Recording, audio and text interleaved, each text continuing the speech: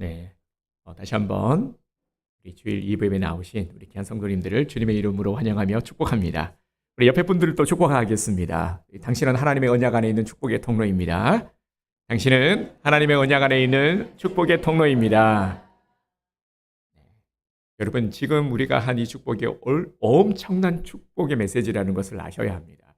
정말 최고의 축복의 메시지가 바로 하나님의 언약 안에 있는 축복의 통로라는 사실을 우리가 일깨우는 것이죠.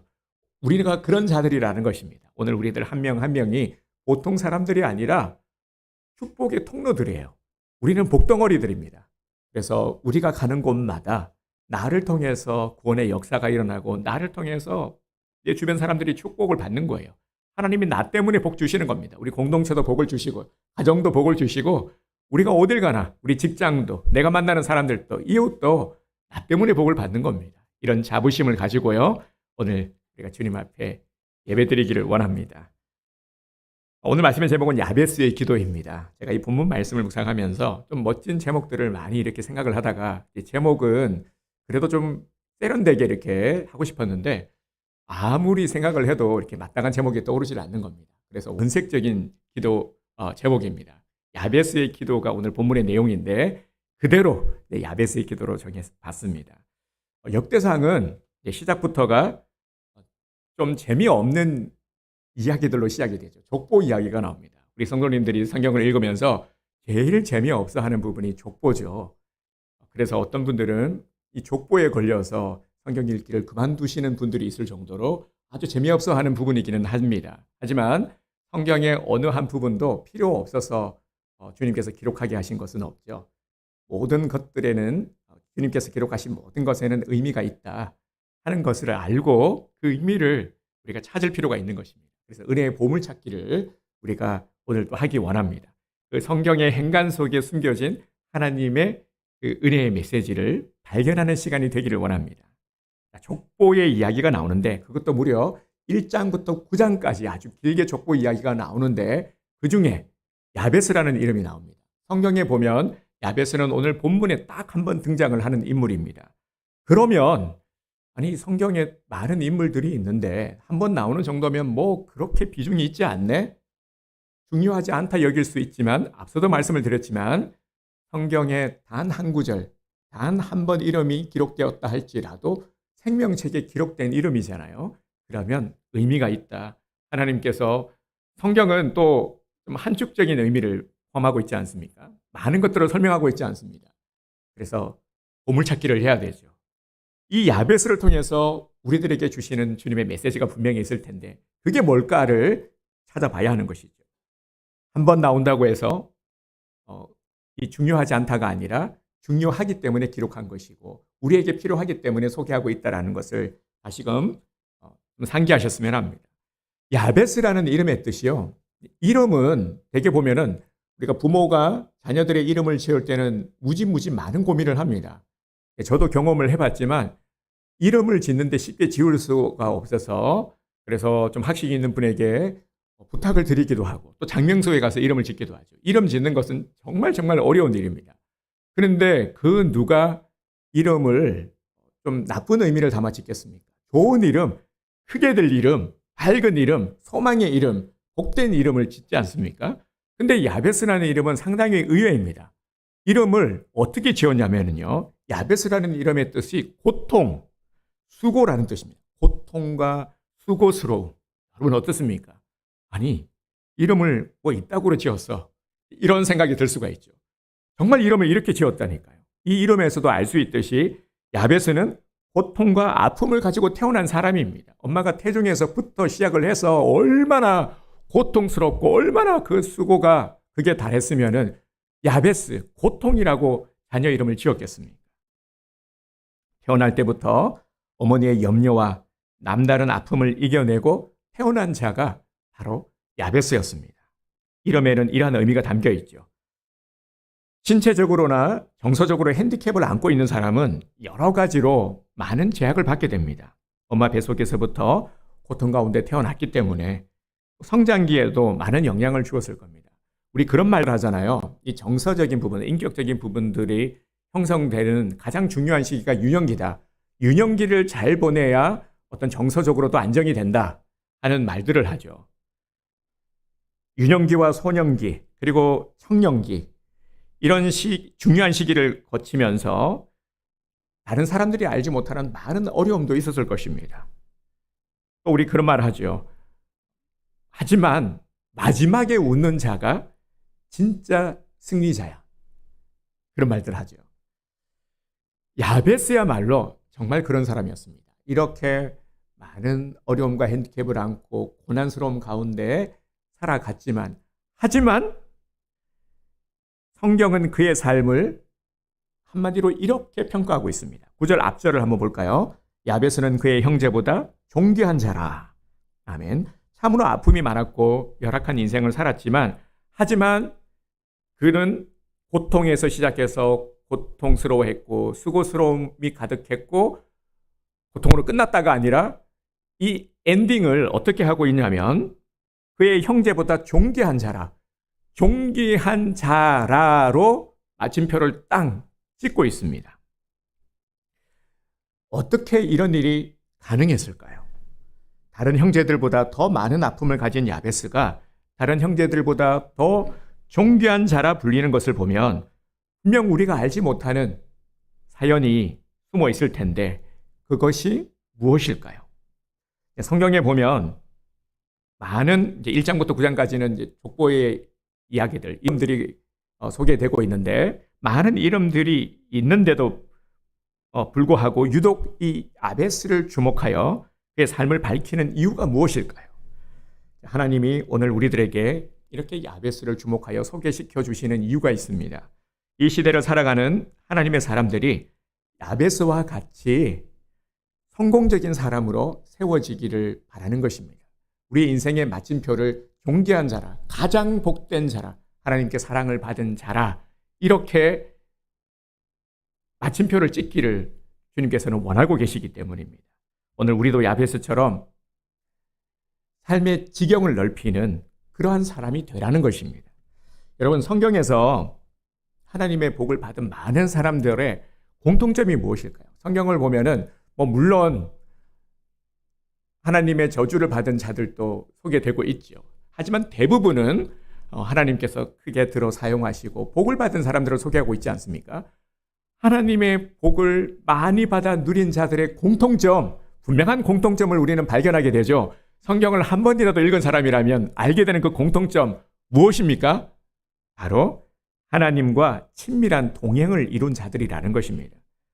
하나님과 친밀한 동행을 이룬 자들은 모두가 다 예외 없이 하나님께 엄청난 복을 받아 누렸습니다.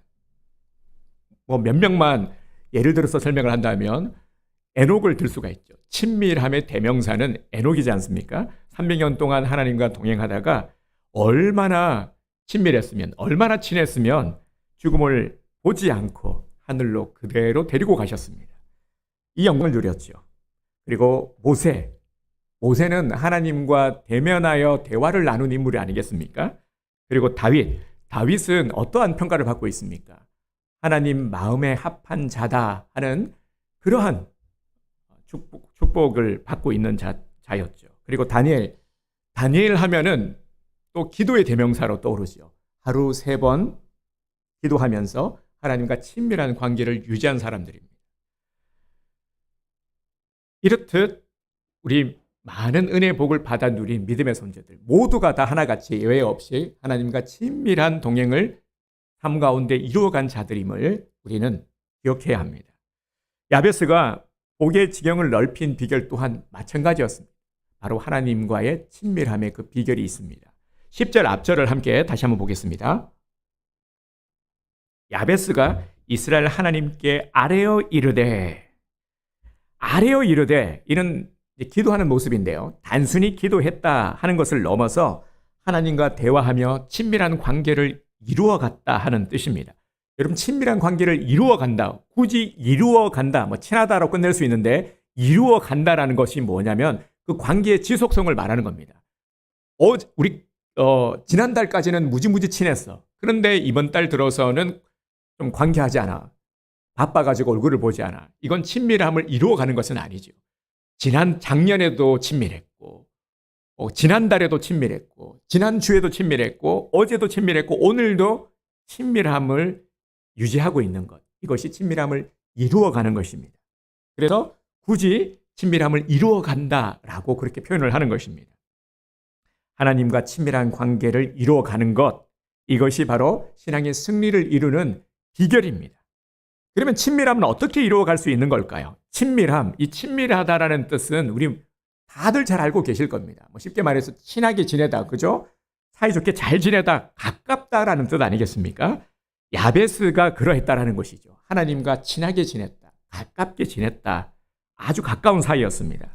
하나님과 가까운 관계라는 것을 또 다른 말로 하면 이렇게 친밀함을 계속해서 유지해가는 그런 모습을 한번 떠올려 보십시오. 그러면 이 친밀함 속에는 또 어떠한 의미가 있냐면은 우리는 항상 영적인 의미로 먼저 바라봐야 되겠죠. 그러니까 친하다. 근데 영적인 의미의 친함이 무엇일까요? 그것은 하나님과 연결되어 있다라는 것이죠. 그리고 뻥 뚫려 있는 관계, 사이에 장애가 없는, 그 어떤 것도 막을 수 없는 뻥 뚫려 있는 그런 관계의 상태라는 것입니다. 분명 현실의 고통과 아픔이 있었죠. 이런 것들은 분명한 장애입니다. 장애물들이죠. 하지만 장애물이 오히려 하나님과 더 친밀하게 만든 도구가 되어버린 겁니다. 하나님과의 대화는 그가 하나님과 친밀하다 하는 증거를 보여줍니다. 여러분, 친한 사람, 친하게 지낸다. 그러면 어떻게 하는 것이 친한 겁니까? 열심히 이것저것 속내도 이야기하고 이런저런, 그러니까 소통이 이루어져야 친한 거죠. 친하다고 말하면서 얼굴 보면 서먹해. 무슨 말을 해야 될지 모르겠어. 이건 친한 것이 아니죠. 야베스는 하나님과 대화하는 사람, 소통하는 사람이었습니다. 하나님과의 소통이 성공의 비결이라는 것을 우리는 잊지 말아야 합니다. 그러면 하나님과 친한 이 야베스가 하나님께 구한 내용이 무엇일까요? 말씀을 우리가 꼼꼼히 살피면서 함께 보도록 하겠습니다. 10절. 10절 봐주시고요. 주께서 내게 복을 주시려거든 뭐라고 기도하고 있죠? 나의 지역을 넓히시고. 이전 성경에서는 지경으로 번역을 했는데 저도 지경이 훨씬 더 익숙합니다. 그래서 지경을 넓히시고, 찬양도 지경으로 되어 있죠. 근데 개역 개정 성경에서는 지역으로 번역했습니다. 이 원문의 의미가 중요하겠죠. 원문의 뜻은 어떤 의미가 있냐면 넘어서, 지나서라는 의미가 있습니다. 넘어서, 지나서. 이 이미지를 잘 새기시기를 바랍니다. 그러니까 제일 먼저 자신이 가지고 있는 핸디캡, 한계를 극복하게 해달라는 겁니다. 이것을 넘어설 수 있게 해주세요. 내가 가지고 있는 모든 장애들, 이것들을 지나갈 수 있게 해주세요. 이런 의미인 것입니다. 야베스에게 있는 환경적인 한계들, 어떤 경제적인 한계들, 지역적인 한계가 있었는데 그것을 넘어설 수 있게 해달라는 것입니다. 하나님이 움직이시면은 모든 나를 가로막고 있는 한계들을 뛰어넘을 수 있다 하는 믿음의 간구입니다. 그리고 이어서 뭐라고 간구하고 있습니까? 중반절을 보면 주의 손이 나를 도우사. 주의 손이 나를 도우사. 야베스는 겸손한 마음으로 하나님을 의지하고 있습니다. 여러분, 우리가 하나님을 의지할 때 하나님을 의지합니다. 내가 주님을 의지합니다. 주님을 의지할 수 있으려면 내 마음의 상태가 어떠해야 됩니까? 뭐가 전제되어야 됩니까? 겸손함이죠. 반드시 겸손해야 하나님을 의지할 수 있습니다. 반대로 생각하면 우리가 하나님을 의지하지 못하는 상태는 어떤 상태입니까? 내 자아가 살아있고요. 내 주장. 그러니까 어떤 일이 있어요. 어떤 일이 있었는데 이건 내가 충분히 할 수 있어. 이건 내 경험과 내 지식과 그리고 내 인맥을 동원하면은 충분히 내가 이 정도는 해결할 수 있어. 이건 의지하는 상태가 아니죠. 겸손함의 상태가 아닌 것입니다. 주님, 저는 아무것도 할 수 없습니다. 저는 주님의 도움 없이는 아무것도 할 수 없습니다. 불쌍히 여겨 주시옵소서. 이게 겸손의 상태인 것이죠. 그래서 주님을 의지하려면 겸손의 마음을 지녀야 합니다. 이것 또한 주님께 우리가 구해야 할 것입니다. 그래야 온전히 나를 맡겨드릴 수 있기 때문이죠. 야베스는 겸손히 하나님의 도우심을 구했고 오히려 자신을 둘러싼 열악함이 자신의 마음을 겸손하게 할 수 있었고 또 주님을 의지할 수 있게 되는 그런 또 은혜의 장치들이 된 것입니다. 그것을 체험하는 또 기쁨을 누렸죠. 10절 중반절을 보면 나로 환난을 벗어나 이렇게 기도하고 있습니다. 이어지는 말씀이 뭐냐면 나로 근심이 없게 하옵소서인데요. 우리가 기도할 때 환난과 근심 이 두 단어를 많이 사용합니다. 환난과 근심을 주님 이겨낼 수 있게 해주시옵소서 이렇게 기도하잖아요. 환난과 근심의 차이가 있는데요. 그걸 제가 설명해 드리려고 합니다. 환난은 외부로부터 당하는 고통, 이 고통에서 벗어나게 해달라는 기도입니다. 우리가 외부로부터 당하는 고통은 어쩔 수 없잖아요. 그죠? 외부로부터 우리에게 주어지는 이런 일들은 뭐 예를 들어서 국가적인 재난, 홍수, 가뭄 어쩔 수 없잖아요. 화재, 경제 한파 이런 건 우리가 어찌할 수 없는 일들이잖아요. 외부로부터 주어지는 감당하기 어려운 고통 이게 환난입니다. 그래서 이런 일들에서 벗어날 수 있게 해달라 하는 기도를 드리고 있는 것이죠. 그리고 하반절을 보면 나로 근심이 없게 하옵소서. 환난이 외부적인 고통이었다면 근심은 내부적인 고통이라고 할 수 있습니다. 내부적인 고통도 보면은 내부적인 고통이 있어요. 우리 마음에 심히 근심이 있어. 근데 이걸 없앨 수 있나요? 근심 자체를 없앨 수 있냐라는 것이죠. 근데 우리는 이걸 없애고 싶어. 그냥 송두리째 근심을 좀 뿌리 뽑고 싶어. 그런데요, 자세히 생각하면은 근심을 없앤다라는 건 불가능한 겁니다. 그러면 우리가 어떤 상태가 되어야 되냐면 아무런 감정도 느끼지 못하는 상태. 사람이 감정을 느끼지 못하면 그건 아주 더 심각한 상황인 것이죠. 사람은 살아있다라는 건 감정을 느껴야 되는 겁니다. 따라서 우리가 기도할 때요, 요 포인트를 잘 잡으셔야 됩니다. 내가 이제 어떤 내부적인 근심과 걱정이 있을 때는 그 것들을 없애기 위한 것, 이걸 어떻게든 좀 이것으로부터 벗어나기 위한 것에 포커스를 두지 마시고요. 고통을 없애달라는 것이 아니라 이 야베스의 기도를 자세히 보면 이러함을 견디고 이겨낼 수 있게 해달라는 겁니다. 여기에 초점을 맞추고 우리가 기도해야 됩니다. 우리 가정에서도 보면은 많은 근심된 일들이 있습니다. 내 의지와 상관없이 주어지는 많은 근심의 일들, 뭐 예를 들면은 장애인을 둔 가정이 있고요. 또 경제적으로 몹시 어려운 형편에 처한 가정들도 있고요. 또 오랜 기간 이 투병 생활을 하고 있는 가정도 있습니다. 가족들 중에. 그리고 시어머니를 모시고 사는 며느리. 모두가 다 힘들다고 도망갈 수도 없고 버릴 수도 없습니다. 그렇게 나로 근심이 없게 하옵소서 라고 기도하는 것은 어떤 어려움 앞에서도 좌절하지 않고 이겨낼 수 있게 해달라 하는 기도인 것입니다. 모든 근심의 일들을 이기고 반드시 하나님의 복을 누리려는 신앙을 고백한 것입니다. 10절 마지막 절 야베스가 이렇게 기도 드렸더니 마지막 절에 뭐라고 말씀하고 있습니까? 하나님이 그가 구하는 것을 허락하셨더라. 아멘. 결국 하나님이 응답하셨다라는 것입니다. 야베스가 응답을 체험했다는 것이죠. 하나님의 허락하심이 그의 모든 수고, 핸디캡, 안고 있는 고통, 이 모든 것들을 이기고 성공할 수 있었던 비결인 것입니다.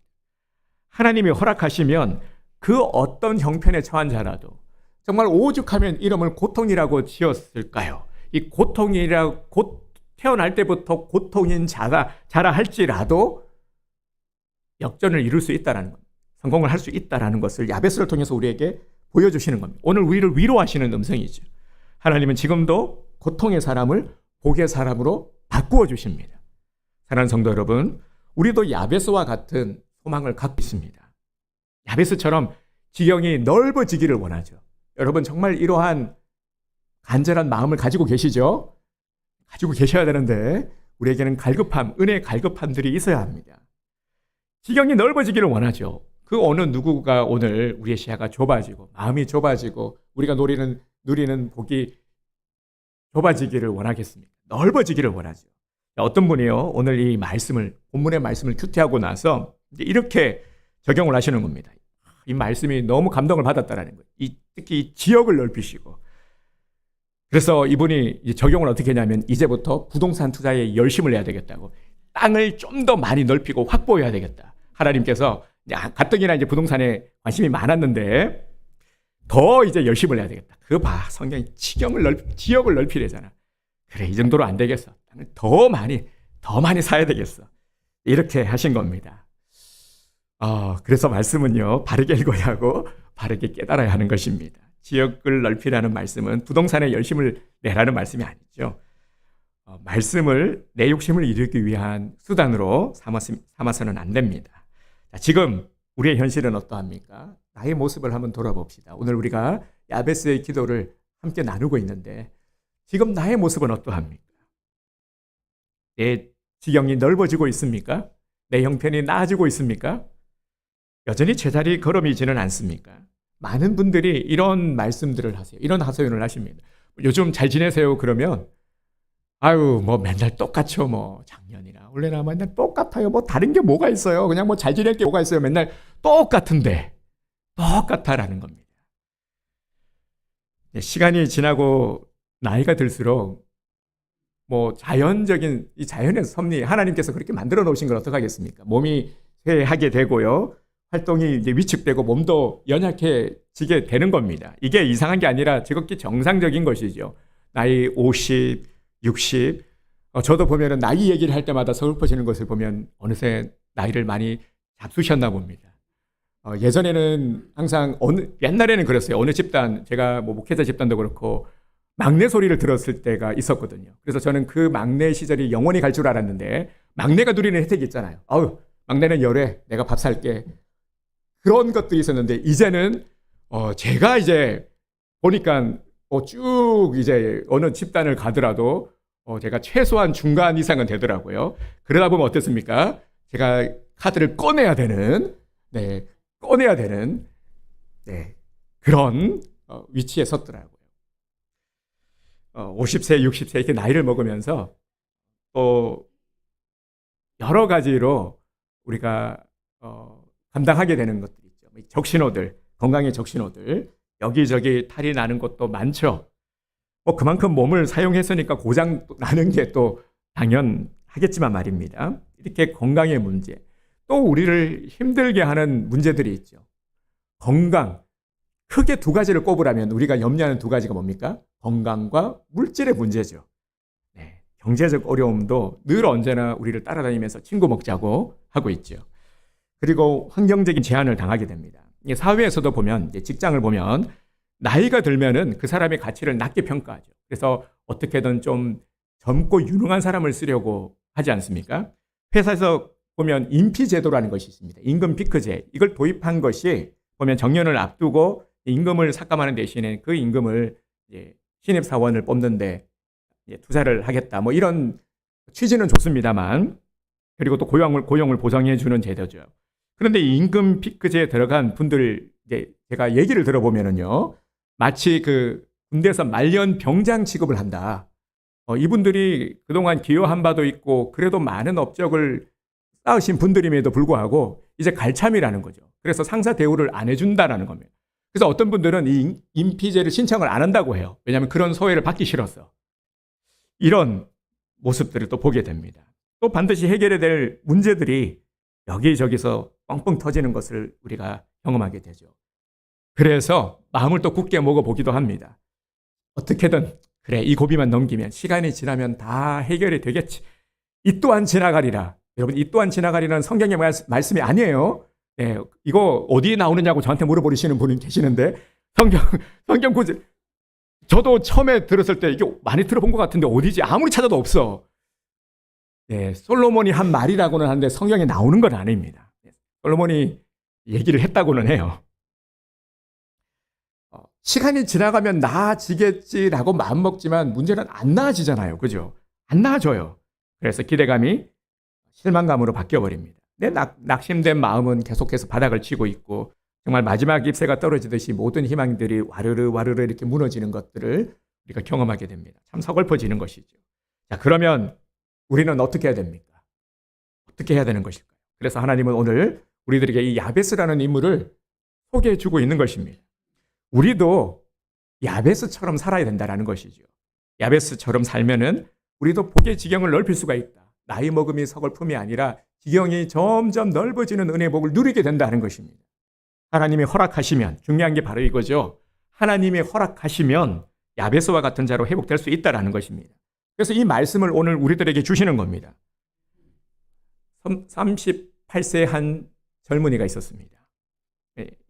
이 젊은이가 너무 근심된 일이 많았어요. 생각할 게 너무 많아서 카페에서 멍하니 30분 동안 생각에 잠겨 앉아 있었습니다. 근데 잠시 후에 카페 주인이 이렇게 얘기를 하는 겁니다. 손님, 오늘이 토요일이라서 손님들이 많은데 이렇게 혼자 자리를 차지하고 있으면 영업에 지장이 많습니다. 나가주시면 감사하겠습니다. 이렇게 얘기를 하는 거예요. 너무 섭섭한 말이죠.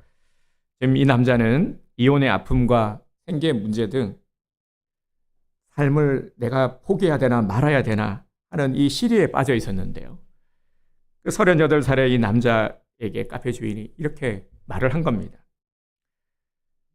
몰려오는 창피감을 뒤로 한 채 한 계단 한 계단을 힘없이 내려오다가 문득 무슨 생각이 들었는지 얼굴이 갑자기 환해졌습니다. 그러면서 다짐한 게 뭐냐면, 그래, 내가 카페를 하는 거야. 사람들의 마음을 편안하게 해주는 카페를 운영하는 거야.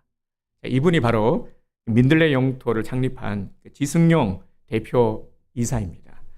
민들레 영토 다 아시죠? 한국형 카페 성공신화로 불리면서 오랫동안 문화 공간을 제공해 왔습니다. 이분이 쓴 책이 선배처럼 살아라인데요. 이 책에 보면은 이 민들레 영토를 창립하면서부터의 고충들 그리고 은혜의 간증들을 나누고 있는데, 민들레 영토를 하나씩 만들 때마다 제일 없는 게 돈이었고 또 없는 게 경험과 지식과 도와줄 사람이었다고 합니다. 그러면서 또 반드시 따라다니는 것이 많은 예기치 않은 장애물들이었다고 합니다. 하지만 그럼에도 하나님을 의지하고, 여러분 이분이 목사님이신 건 아시죠? 네, 목사님이세요. 하나님을 의지하고 자신과 동행하는 이 장애물들을 친구로 받아들였을 때 한계를 넘어설 수 있었다고 합니다. 그러면 중요한 건 나이겠죠? 나는 어떻게 해야 될까요? 어떻게 하면은 내가 원하는 바를, 정말 우리가 간절히 바라는 그러한 목표들을 이룰 수 있을까요? 다시 말씀을 드리지만 항상 중심은 하나님과의 친밀함에 있다. 친밀함이 제일 중요합니다. 성공의 열쇠는 하나님과 내가 얼마만큼 친하냐 하는 것에 있습니다. 자, 나를 다시 한번 돌아봅시다. 나는 어떻습니까? 하나님과 얼마만큼 친합니까? 혹여나 하나님과의 이 소통이 잘 이루어지고 있지 않지는 않습니까? 하나님께 가까이 나아가는 게 불편하지는 않습니까? 그렇다면 지금 내가 먼저 해야 될 것은 하나님과의 관계를 회복하는 것입니다. 이것이 가장 우선적으로 해야 할 일입니다. 이 관계 회복을 위해서 하나님께서는 먼저 기다리고 계십니다. 내가 먼저 하나님께 나가야 하는 것입니다. 하나님과의 관계를 점검하는 것, 하나님과 친밀해지는 것이 모든 것의 첫 단추를 꿰는 것입니다. 하나님과의 친밀함을 어떻게 알 수 있을까요? 여러분, 우리가 누군가하고 친해요. 엄청 친해. 친한 사람을 만날 때 제일 먼저 우리가 하는 것이 무엇입니까? 반갑게 이름을 부르잖아요. 누구야? 누구야라고 부르죠.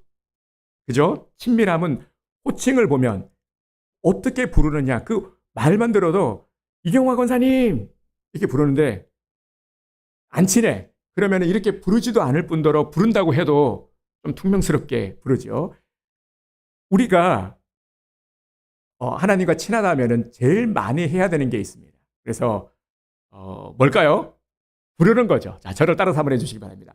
하나님 아버지, 하나님 아버지.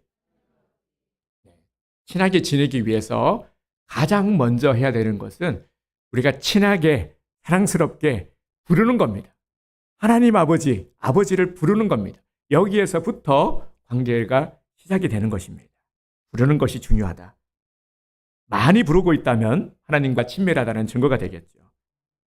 이제 그 다음에는요, 우리가 야베스처럼 기도하는 겁니다.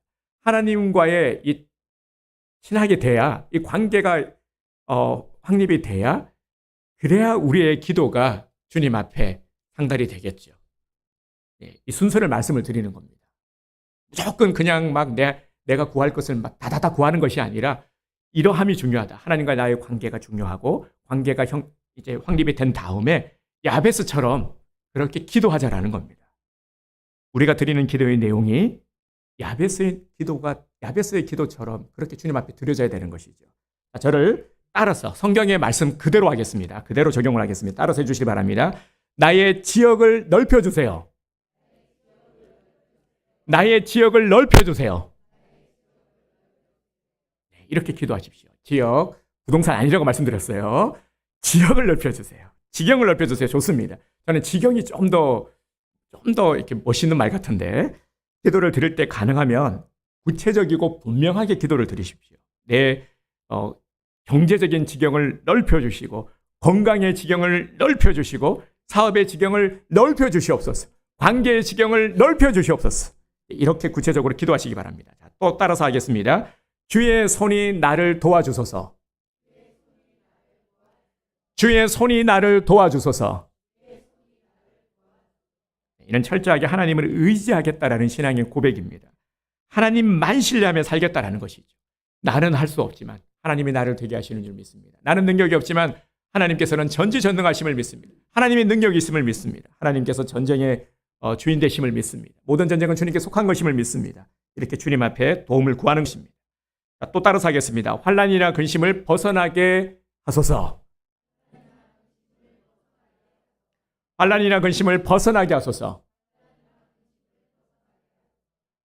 외부적인 고통에서 벗어나게 해달라는 기도와 함께 내부적인 어려움에서 이겨내게 해달라는 이 기도를 함께 주님 앞에 드려야 합니다. 이렇게 기도했더니 10절 마지막 절 함께 이것도 읽겠습니다. 그가 구하는 것을 시작. 그가 구하는 것을 허락하셨더라. 아멘. 우리가 구하는 것을 주님께서 허락하실 줄 믿습니다. 우리도 야베스처럼 기도하면 하나님께서 허락하십니다. 하나님은 들어주기를 원하세요. 안 들어주시려고 하는 게 아니라 우리를 어렵게 만들고 하는 것이 아니라 어떻게든 들어주기를 원하고 기다리고 계십니다. 귀를 쫑긋 세우고 기다리고 계시는 겁니다. 그래서 우리 애들에게 지금 말씀하시는 겁니다. 기도 응답의 결과가 나타나도록 기도를 시작하십시오. 여러분, 응답받는 최고의 비결은 뭔지 아십니까? 기도하는 거죠. 대부분 우리가 받지 못하는 것은 구하지 않았기 때문인 겁니다. 성경의 말씀처럼이에요. 야베스와 같은 비전을 가지고요. 소망을 가지시고요. 그리고 기도하십시오. 그러면 우리도 틀림없이 하나님이 주시는 은혜의 놀라운 것들을 경험하게 될 것입니다. 우리가 기도하면 하나님은 사인을 보내주십니다. 하나님께서 응답을 주시는데 신앙생활을 오래 하신 분들은 하나님의 응답에 관한 부분들에 있어서 아주 깊은 또 묵상을 하게 되죠. 이 응답에 관한 부분들. 우리가 신앙생활을 하면서 알게 되는 게 뭐냐면 하나님의 응답이 바로 주어질 때도 있지만 그렇지 않을 때도 있다는 것입니다. 근데 응답이 더딜 때 인내하는 것이 참 쉽지 않죠. 그래서 하나님께서 은혜 베풀어 주실 때요.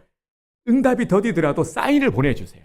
그래서 우리가 인내할 수 있게 해주신다는 걸 알아야 됩니다. 하나님은 끊임없이 우리들에게 이 사인, 수신호를 보내주세요. 이 수신호를 우리가 잘 볼 수 있어야 됩니다. 그냥 무조건 막 그냥 참고 이게 아니라요. 인내를 할 수 있는 은혜까지도 베풀어 주시는 거예요. 그 사인이 뭐냐면 일반적으로는 마음의 평안함. 우리가 기도합니다. 어떤 기도를 하는데 응답이 되지는 않았어요. 응답이 주어지진 않았지만 하지만 마음의 평안함을 느낄 때가 있습니다. 이것 또한 사인이죠. 그렇게 하나님께서 나와 함께 하시고 하나님께서 내 기도를 들으시고 하나님께서는 응답해 주실 것임을 나는 믿는다. 평안함이 있기 때문에 우리가 깨닫게 되고 믿음을 가지게 되고 인내할 수 있게 되는 것이죠. 또 하나는 뭐냐면 환경을 통해서 주시는 사인입니다. 이걸 잘 알 수 있는 샘플이 어디냐면은 열왕기상 17장에 보면은 이제 엘리야가 기도를 할 때 바로 기도가 응답이 안 되었죠. 3년 6개월 동안 비가 오지 않았습니다. 18장에 보면은 하나님께서 분명히 비를 주시겠다라고 말씀을 하셨는데 그런데 현실은 전혀 비가 오지 않는 겁니다. 엘리야가 7번까지 기도하고 난 후에야 겨우 사인이 오지 않았습니까? 그 사인이 뭐냐면 사환에게 갈멜산에서 지중해를 바라보라라고 말했죠. 그때 작은 이 주먹만한 구름이 떠오릅니다. 이 주먹만한 구름, 이게 하나님의 사인인 것이죠. 환경을 통해서 주시는 사인. 그 사인을 주시고 나서 우리들에게 실제적인 체험을 통해서 응답을 주시는 겁니다. 삶의 기적을 주시는 것이죠. 결국 우리가 인정할 수밖에 없는 분명한 사실은 우리의 모든 생사 화복이 누구의 손에요? 주님 손에 달려있다라는 것입니다. 하나님께서 복의 근원 되십니다. 회복과 성공은 하나님을 가까이 하는 데서부터 시작이 됩니다. 하나님과의 친밀함은 우리 인생 전체를 바꿉니다. 야베스의 기도는 어떤 기도입니까? 한마디로 인생 역전을 이루는 기도였죠. 야베스는 인생 역전을 이루었습니다. 모든 연약함, 핸디캡, 아픔, 고통, 고난, 슬픔, 이 모든 것들을 완전히 뒤집어서 복으로 바꿔버렸습니다. 기도로 말이죠. 진정 인생 역전을 이루는 기도였죠. 여러분, 인생 역전 그러니까 로또 생각하시는 분들이 계실 텐데 로또가 인생 역전을 이루는 게 아니라요. 무엇이 인생 역전을 이룬다고요? 기도가 역전을 이루는 겁니다. 제가 이렇게 말씀을 드리면 또 이렇게 적용하시는 분들이 계실지 모르겠네. 기도하고 로또 사야 되겠다. 좋습니다. 네, 기도하시기 바랍니다. 기도가 역전을 이룹니다. 여러분, 오늘부터 우리가 해야 할 일이 있습니다. 뭘 해야 될까요? 자, 오늘 이렇게 야베스의 기도를 우리가 열심히 함께 나누었는데 무엇을 해야 되겠습니까? 그렇죠. 기도해야 하는 것입니다. 기도해야 되는 것을 모르는 분들은 안 계실 겁니다. 그런데 가장 중요한 것을 우리가 놓치고 있다라는 것을 아셔야 합니다. 그리고 가장 중요한 것은 우리가 매일매일 해야 되는 것입니다. 기도는 우리의 호흡과도 같은 것입니다. 매일매일 하나님과 함께 시작하는 습관을 기르십시오. 그래서 기도도 훈련되어야 하는데 이건 누가 시켜주는 것이 아니라 내가 의지를 가지고 해야 합니다. 우리 시종을 드린다고 하죠. 이렇게 습관을 꼭 들이시기 바랍니다. 아무리 바빠도 아파도 할 수 있는 것이 바로 기도인데요. 기도가 막 어떤 장소, 오랜 어떤 기도 자세를 취하고 막 그렇게 기도하는 것이 아니라 아침에 일어나서 우리가 삶을 의탁드리는 기도 드릴 수 있죠. 우리가 짧게 드릴 수도 있습니다.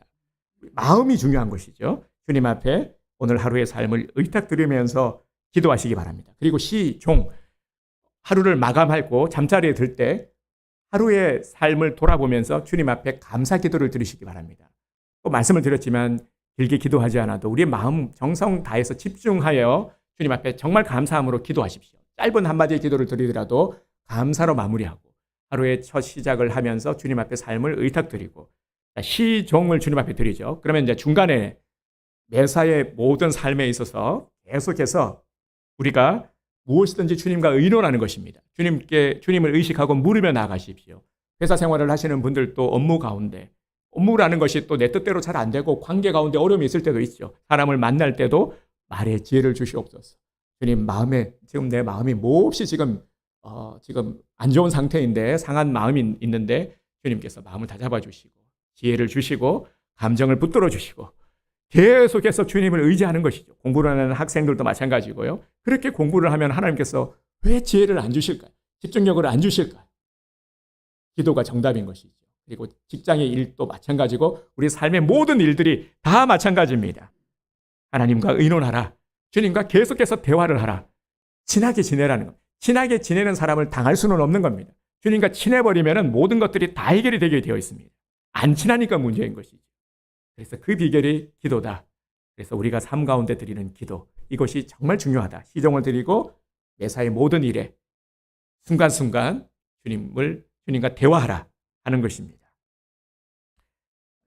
그리고 하나님과의 관계에 또 문제가 없는지를 잘 점검해야 됩니다. 첫 단추를 잘 꿰야 된다고 말씀을 드렸죠. 그리고 나서요, 관계를 점검하고 관계가 돼야 우리의 기도가 이제 능력 있는 기도가 된다라는 것입니다. 야베스처럼 말이죠. 야베스의 하나님은 저와 여러분의 하나님이기도 합니다. 그렇게 오늘 우리도 하나님께 열심히 야베스처럼 기도하고 열심히 간구함으로 오늘 축복받는 우리 온드림교회 성도가 되기를 주님의 이름으로 축복합니다.